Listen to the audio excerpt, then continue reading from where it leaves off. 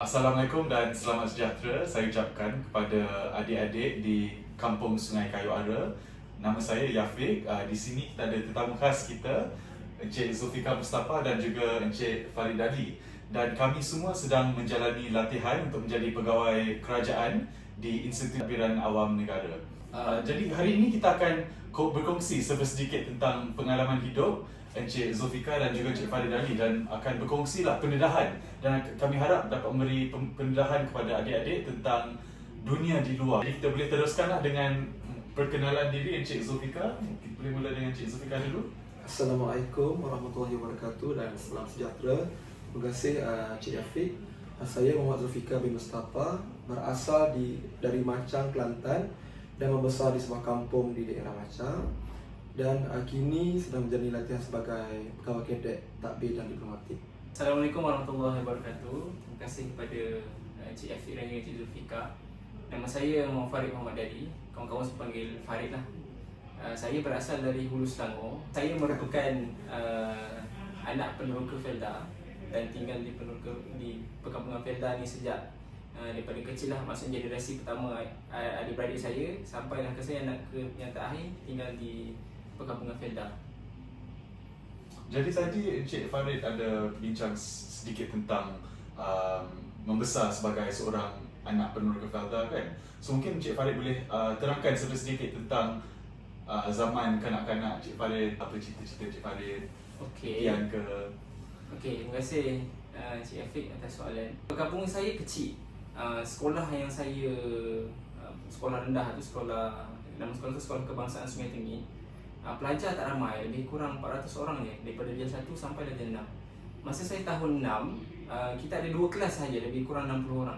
Jadi persaingan tu tidak terlalu tinggi. Maksudnya misal kata seseorang pelajar tu cemerlang, dia akan dilihat sangat cemerlang berbanding kepada pelajar yang agak ke belakang, lihat agak ke belakang. Cuma ketika ini, oleh sebab kedudukan perkampungan ini agak ke dalam berbanding bandar-bandar terdekat, jadi kami ni kurang terdedah kepada yang pertama sekali internet di luar. Cyber cafe pun tak ada. Jadi maklumat-maklumat di luar jarang sampai ke sekolah kami. Apa maklumat segala yang kami dapat adalah melalui cikgu-cikgu. Contohnya, saya nak masuk ke tingkatan 1, mengisi borang permohonan untuk ke tingkatan 1 di asrama penuh pun cikgu yang tolong isi. Kebanyakan ibu bapa tak ada pengalaman dan tak tahu apa mereka boleh nasihat kepada anak-anak untuk teruskan pengajian atau pelajaran mereka. Ini masalah yang saya hadapi dulu. Saya tak tahu apa yang patut saya pilih dan apa pengetahuan yang peluang-peluang yang ada sebenarnya. Jadi ini masalah yang saya hadapi di kampung dulu lah. Berbanding dengan kawan-kawan di bandar, saya rasa pengetahuan ataupun ilmu tentang apa peluang yang ada selepas mereka habis sekolah itu lebih jelas lah, kerana mungkin pendedahan dan juga maklumat daripada ibu bapa mereka sendirilah. Terima kasih Encik Farid. Encik Zul boleh juga berkongsi tentang zaman kanak-kanak Encik Zul? Okey, boleh.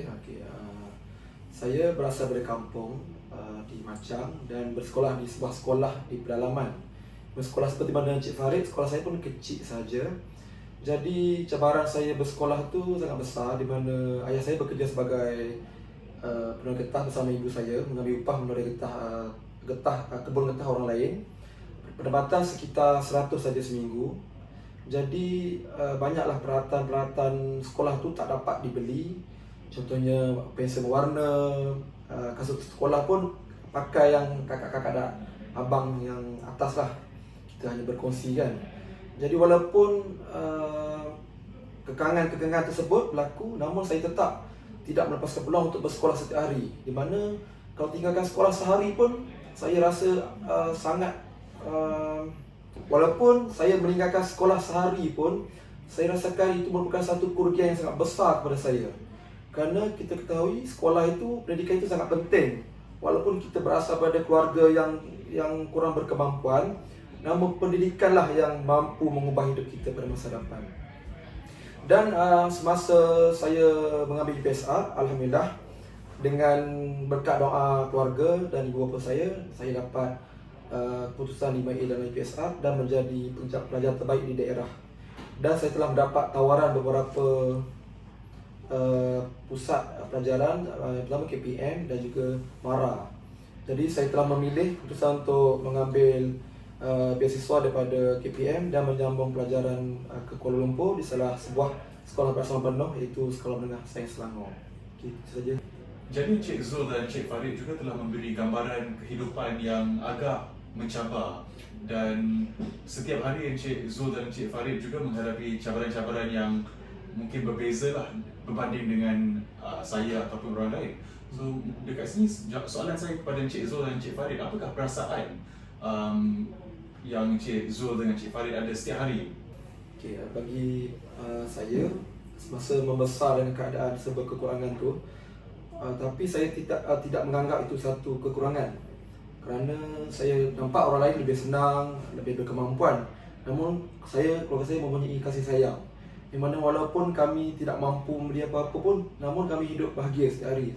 Segala cukup bagi kami, walaupun makan lauk ikan kering, makan lauk telur pun bagi kami, alhamdulillah, kami rasa bersyukur lah. Okay, Encik Farid pula. Pada saya, antara cabaran yang dihadapi, kita kata anak luar bandar lah kan, ialah perasaan rendah diri. Ini adalah cabaran yang saya sendiri alami.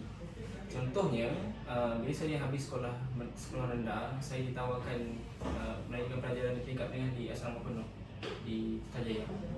Dan sekolah ini dilabel sebagai sekolah elit kerana dipenuhi dengan pelajar-pelajar cemerlang di seluruh negara.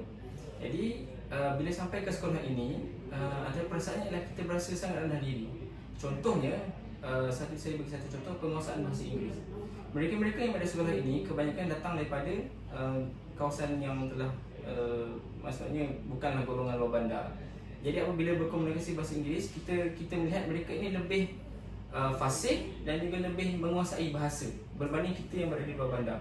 Walaupun kita di luar bandar, kita rasa kita dah baik, cuma bila kita ke sekolah, saya berada di sekolah ini, saya rasakan bahawa saya berasa rendah diri. Dan perasaan itu membawa sampailah ke alam universiti dan juga ke alam pekerjaan. Cuma walaupun kita berasal daripada luar bandar, kita kena, atau berasal daripada kampung, kita kena faham yang setiap orang ada peluang yang sama.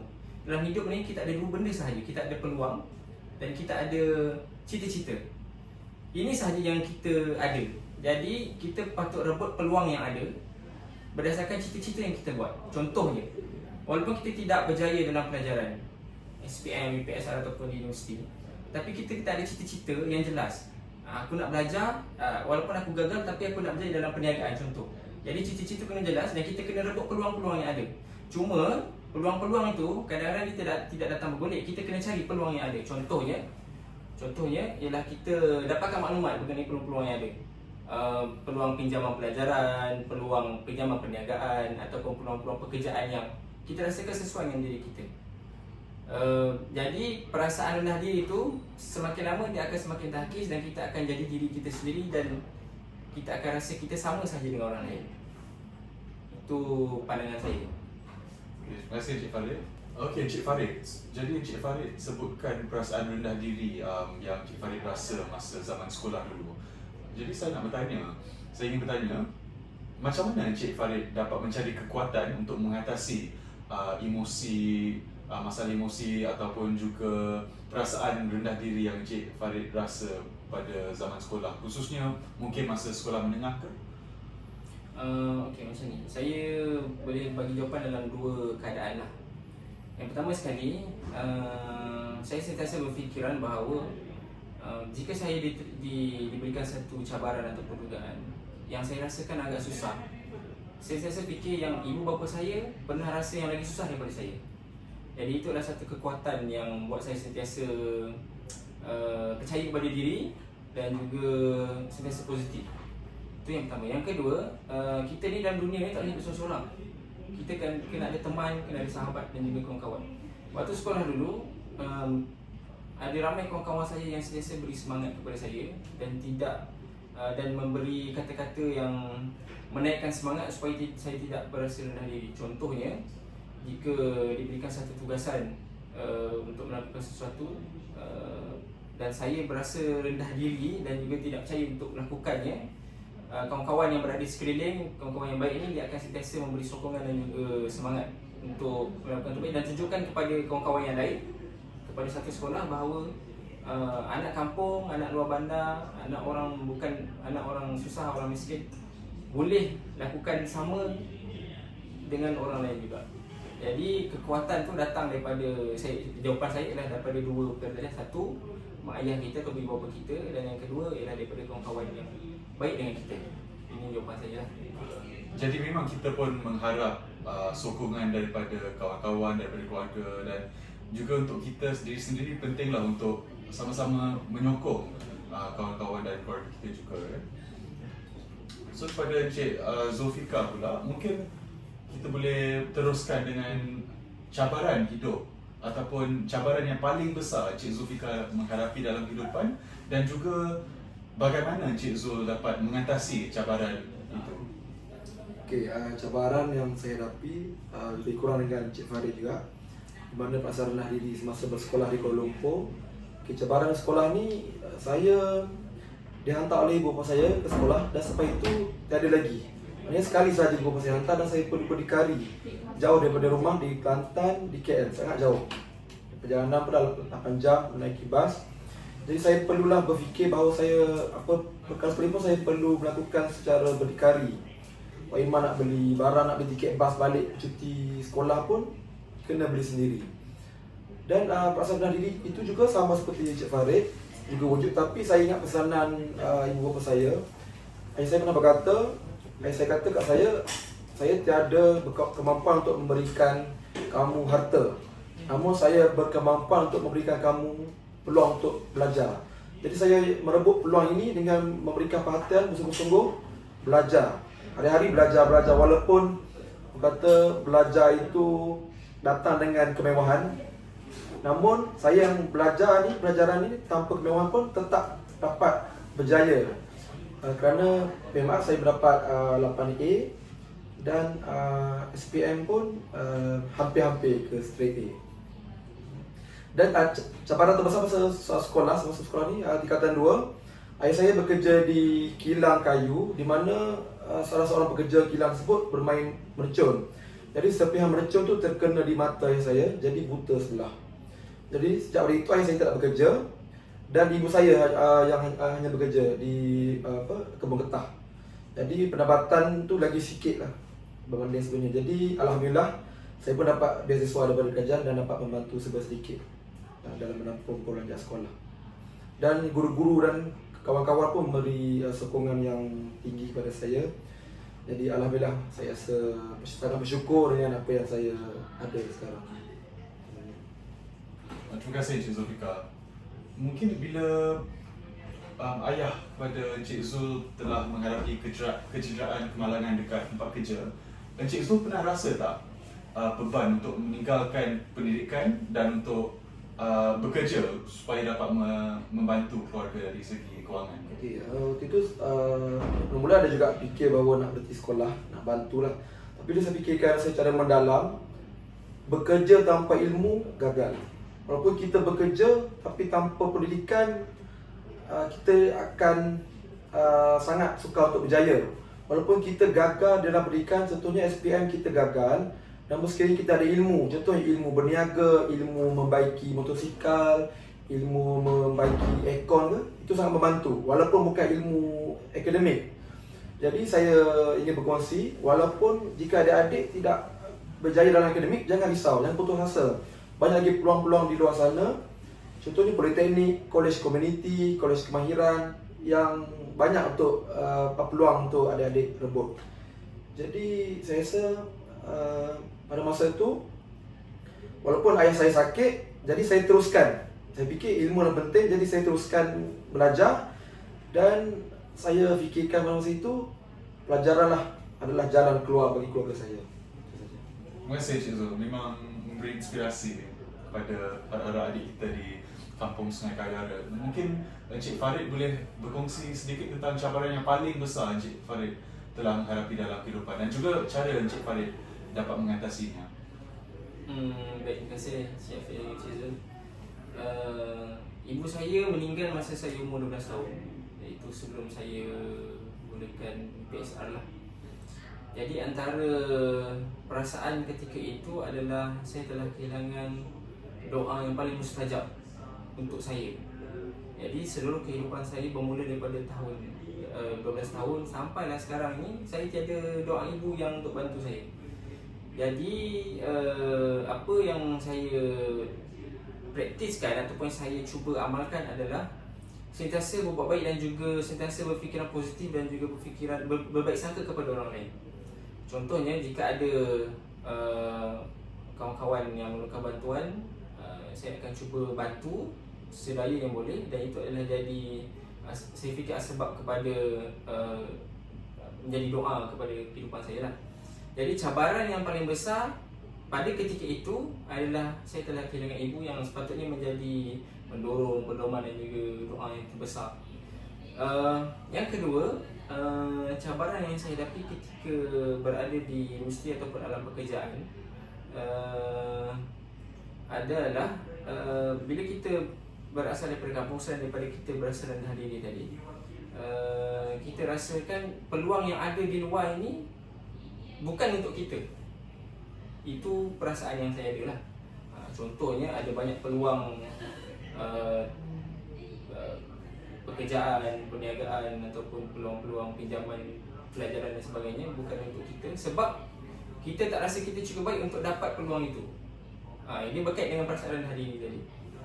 Tapi sebenarnya peluang semua orang sama. Tak kira kita ni berasal dari kampung, daripada bandar ataupun luar bandar sekalipun, peluang semua orang sama. Jadi berbalik kepada jawapan saya sebentar tadi, kita kena ada cita-cita yang jelas dan juga kita kena rebut peluang yang ada. Jadi tak kisahlah kita ni anak orang kaya ke, orang miskin ke, anak B40, M40, T20 pun, kita kena rebut peluang yang ada lah. Dan insyaAllah cabaran yang kita hadapi mula-mula tu akan semakin lama akan semakin lama cabaran tu kita akan rasa sebagai bukan cabaran sebenar. Cabaran sebenar adalah macam mana kita nak konsisten dengan apa yang kita cuba nak buat setiap hari. Jadi nasihat Encik Farid adalah untuk beranikan diri untuk mengambil apa-apa peluang yang kita ada lah. Ya, betul. Okay, terima kasih. Adik-adik, saya faham kehidupan di kampung ni sangat mencabar. Terutamanya di kampung yang terletak di pinggir bandar dan dekat tekanan bandar, sangat mencabar. Jadi yang pertama sekali kita kena fikir, kita kena lakukan apa yang terbaik untuk kita dan juga mak ayah kita. Kita kena buatkan mak ayah kita bangga, jangan kecewakan mak ayah kita kepada mereka yang masih ada ibu dan ayah. Dan kepada yang telah meninggal dunia, kita kena fikir kalau mak ayah kita ada, apa perasaan mereka kalau kita lakukan sesuatu yang tidak sepatutnya. Itu yang pertama. Yang kedua ialah kita kena rebut peluang dan kita kena letakkan diri kita ni sama taraf dengan orang lain. Jangan ada rasa rendah diri ataupun rasa kita ni lebih rendah daripada orang lain. Itu yang kedua. Dan yang terakhir, Terima kasih Encik Farid. So untuk makluman adik-adik, untuk bekerja sebagai pegawai tadbir dan diplomatik, ia menjadi rebutan dan idaman ramai. Jadi untuk tahun ini, terdapat lebih daripada 100,000 orang yang telah memohon untuk menjadi pegawai tadbir dan diplomatik. Tetapi hanya 400 telah dipilih, termasuk Encik Zul dan termasuk Encik Farid juga. Jadi apakah nasihat ataupun kata-kata semangat yang Encik Zul dan Encik Farid ingin memberi kepada adik-adik kita di kampung Sungai Kayu Ara sebagai kata-kata terakhir? Mungkin pada Encik Zul dulu. Apa yang saya pesan adalah jangan mudah putus asa. Kerana saya sendiri pun sebenarnya tidak berjaya untuk masuk ke PTD ni. 4 kali saya mencuba daripada tahun 2017. Dan baru tahun ini saya berjaya mendapat peluang untuk menjadi PTD. Di mana kalaulah saya ini mudah berputus asa, saya rasa hanya sekadar sekali saja dan saya terus meneruskan kerja-kerja biasa lah. Sebelum ini saya bekerja sebagai pegawai di pejabat dan juga sebagai Grab Food Rider di masa lapang. Jadi sekiranya saya berputus asa, saya tak akan dapat peluang di sini. Jadi pesan saya sekali lagi, jangan berputus asa atas apa yang kita impikan dan teruskan berjuang dalam hidup ini. Terima kasih. Terima kasih Encik Zul. Encik Farid. Baik, perjalanan untuk jadi PTD bermula dengan perasaan saya untuk berkhidmat kepada negara lah. Perasaan patriotik tu sangat tinggi. Saya suka baca sejarah kemerdekaan negara, bukan sahaja sejarah kemerdekaan untuk dapatkan kemerdekaan pada 1947. Tapi sebelum tu kita ada sejarah yang panjang, penjajahan dan juga sebagainya. Jadi itu menjadi satu bacaan harian saya. Setiap hari yang mana saya suka baca kisah-kisah sejarah perjuangan orang-orang dulu untuk dapat kemerdekaan. Jadi ini jadi pembakar semangat saya untuk berkhidmat kepada negara dan juga patriotik. Dan nasihat untuk sekiranya ada yang berminat untuk menjadi pegawai tadbir diplomatik, ini adalah kali ketiga saya mencuba. Kali pertama adalah 2016, sebenarnya 2018 dan 2020. Dan alhamdulillah pada tahun 2020 ni baru dapat peluang untuk masuk ke tahun 2021, dapat peluang untuk berada di sini. Dan nasihat saya seperti Encik Zulfikar tadi, jangan berputus asa dan lekapkan diri dengan ilmu, bukan saja ilmu akademik tapi juga ilmu bagaimana untuk bukan saja ilmu akademik tapi juga ilmu macam mana kita berkomunikasi dengan orang dan juga macam mana kita yakinkan orang yang kita adalah pilihan yang terbaik untuk isi satu posisi itulah. Itu sahaja nasihat saya. Terima kasih. Terima kasih Cik Farid, terima kasih Cik Zul. Dengan ini kami bertiga harap dengan perkongsian daripada Cik Zul dan juga Cik Farid dapat memberi semangat dan dorongan kepada adik-adik untuk meneruskan perjuangan, untuk sentiasa merebut peluang, untuk tidak berputus asa dan untuk menghargai orang-orang di sekelilingi kita supaya dapat mencapai kejayaan dalam kehidupan kita semua. InsyaAllah.